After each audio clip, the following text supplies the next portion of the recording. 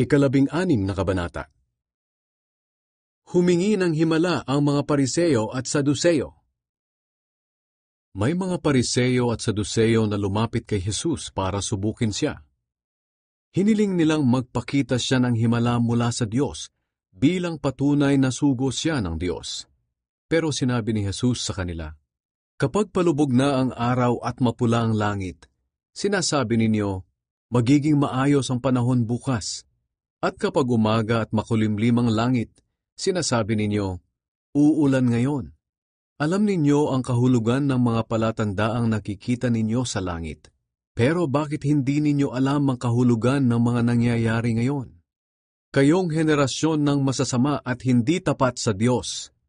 Humihingi kayo ng himala, pero walang ipapakita sa inyo, maliban sa himalang katulad ng nangyari kay Jonas." Pagkatapos, umalis si Jesus. Ang babala ni Jesus tungkol sa turo ng mga Pariseo at mga Saduceo. Tumawid ng lawa si Jesus at ang mga tagasunod niya, pero nakalimutan ng mga tagasunod na magbaon ng pagkain. Sinabi ni Jesus sa kanila, "Mag-ingat kayo sa pampaalsa ng mga Pariseo at mga Saduceo." Nag-usap-usap ang mga tagasunod ni Jesus. Akala nila, kaya niya sinabi iyon ay dahil wala silang dalang tinapay. Pero alam ni Jesus ang pinag-uusapan nila, kaya sinabi niya, "Bakit ninyo pinag-uusapan ang hindi ninyo pagdadala ng tinapay? Kay liit ng pananampalataya ninyo. Hindi pa ba kayo nakakaunawa? Nakalimutan na ba ninyo ang ginawa ko sa 5 tinapay para mapakain ang 5,000 tao? Hindi ba ninyo naalala kung ilang basket ang napuno ninyo ng mga natirang pagkain? Nakalimutan na rin ba ninyo ang ginawa ko sa 7 tinapay para mapakain ang 4,000 tao? At kung ilang basket ang napuno ninyo ng mga natirang pagkain? Hindi ba ninyo naiintindihan na hindi tinapay ang tinutukoy ko nang sabihin kong, mag-ingat kayo sa pampaalsa ng mga Pariseo at Saduceo?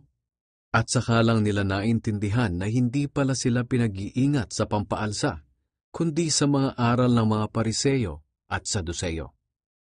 Ang pahayag ni Pedro tungkol kay Jesus.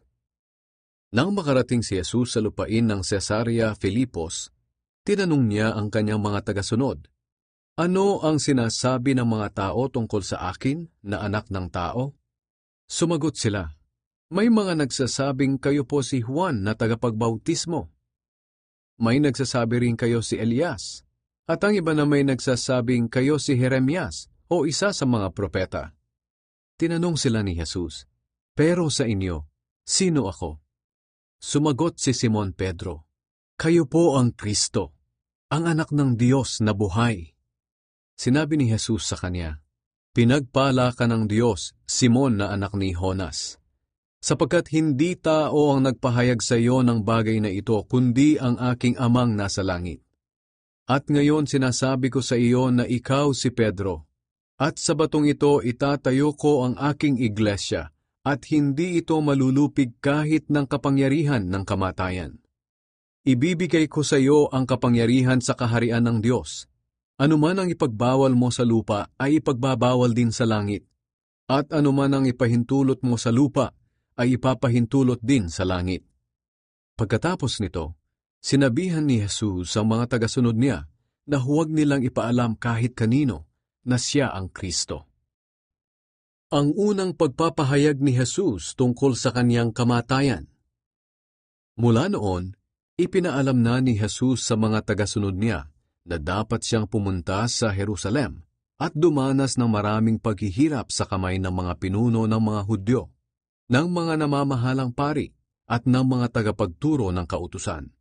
At siya ipapapatay nila, pero sa 3 araw ay muli siyang mabubuhay. Nang marinig ito ni Pedro, dinala niya si Jesus sa isang tabi at sinabihan, "Panginoon, huwag po sanang ipahintulot ng Diyos. Hindi ito dapat mangyari sa inyo." Hinarap ni Jesus si Pedro at sinabi, "Lumayo ka sa akin, Satanas! Pinipigilan mo akong gawin ang kalooban ng Diyos, dahil hindi ayon sa kalooban ng Diyos ang iniisip mo, kundi ayon sa kalooban ng tao." Pagkatapos, sinabi ni Jesus sa mga tagasunod niya, Ang sinumang gustong sumunod sa akin ay hindi dapat inuuna ang sarili. At dapat handa siyang humarap kahit sa kamatayan, alang-alang sa pagsunod niya sa akin.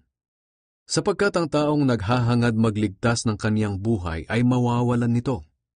Ngunit ang taong nagnanais mag-alay ng kanyang buhay alang-alang sa akin ay magkakaroon ng buhay na walang hanggan.